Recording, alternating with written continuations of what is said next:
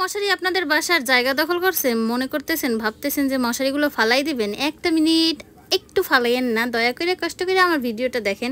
ভিডিওটা দেখার পরে আপনি আর এই মশারিগুলো ফালাইবেন না, মশারিগুলো আপনার বহুত কাজে লেগে যাবে।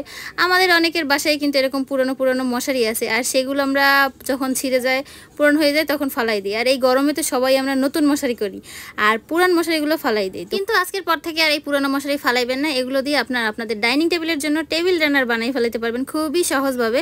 আর কিছু আপুরা আমারে অনেক কমেন্ট করছিল যে আপু আমাকে বাসায় তো সাবান আর সেলাই মেশিন নাই, হাত দিয়ে কিছু বানাইয়ে দেখাও না তেমন কোনো ভিডিও।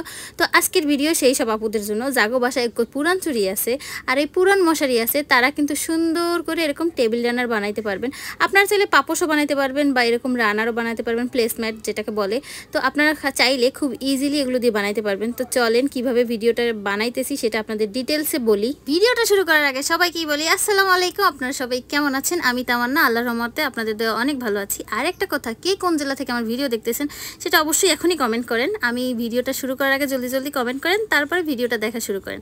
তোমাদের জন্য কিন্তু এটা খুবই উপকারী ভিডিও হবে। তোমরা কিন্তু চাইলে এরকম টেবিল রানারগুলো বানাতে পারবা আর তোমরা নিজেরাও ব্যবহার করতে পারবা। আর আমি যে জন্য তোমাদের এগুলো শিখাই যে তোমরা চাইলে এগুলো দিয়ে তোমরা যে কোনো রকম বিজনেস শুরু করতে পারবা। আমার ভিডিওগুলো যারা দেখো কন্টিনিউ তারা তো জানো, তারা অনেকেই অলরেডি বিজনেস শুরু করে দিছো, অনেক সেল করছো।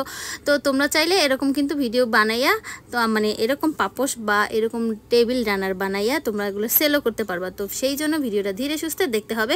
এই যে দেখো, প্রথমে একটা ফুল গোল করে চুড়িটার চারপাশ থেকে আমি এগুলো দিয়ে বানিয়ে নিয়ে আসছি। আর কিভাবে বানাইছি, কিভাবে এটা দিছি সেটা কিন্তু ডিটেলসে সুন্দরভাবে দেয়া আছে।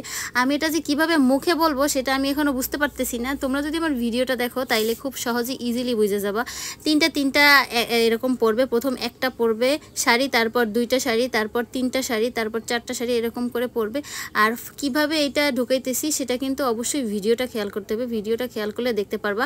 আর করার পরে একটা ঘর ফাঁকা রাখবা, দ্বিতীয় ঘর দিয়ে এইভাবে দেখো নিচ থেকে ওই যে এগুনিটাকে, যেটাকে আমি ওই যে মশারিটা আছে সেটাকে কিন্তু একদম পাকাইয়ে নিছি একদম রশির মতো, ওই রশিটার নিচ থেকে নিতে হবে, তারপরে উঠাইয়ে নিতে হবে, তারপর উপর থেকে আবার দিতে হবে। এই যে দেখো খুবই ইজি।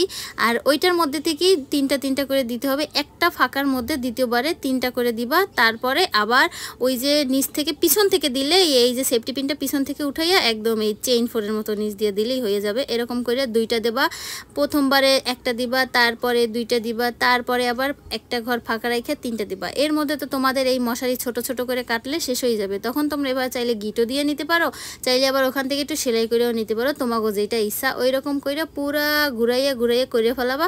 দেখবা তোমাদের জন্য রানার টেবিল রানার একদম সুন্দর মতো হয়ে যাবে।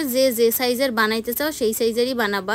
আমি আবারও একবার বলতেছি, তোমরা আমার ভিডিওটা ভালোভাবে খেয়াল করো, তাইলে আমার মুখে বলার থেকেও তোমরা ভিডিওতে দেখলে খুব সহজে বুঝতে পারবা।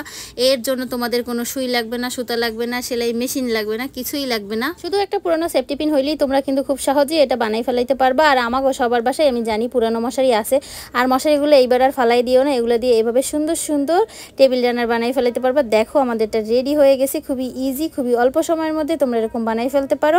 তো টেবিল রানারটা কেমন হলো কমেন্ট করে জানাইতেও ভুলবা না, অবশ্যই কমেন্ট করে জানাবা। দেখো কালার কম্বিনেশনটা অনেক বেশি সুন্দর হয়েছে আর একদম ফুলের মতো ফুটে আছে, বোঝাই যায় না যে পুরানো মশারি দিয়ে আর একটা পুরানো চুড়ি দিয়ে তুমি এটা বানাই ফেলাইছো কোনো রকম সেলাই মেশিন ছাড়া। তো আজকের ভিডিও এই পর্যন্তই। তোমাদের কাছে কেমন লাগছে অবশ্যই কমেন্ট করে জানাবা। সবাই ভালো থাকো, আল্লাহ হাফেজ।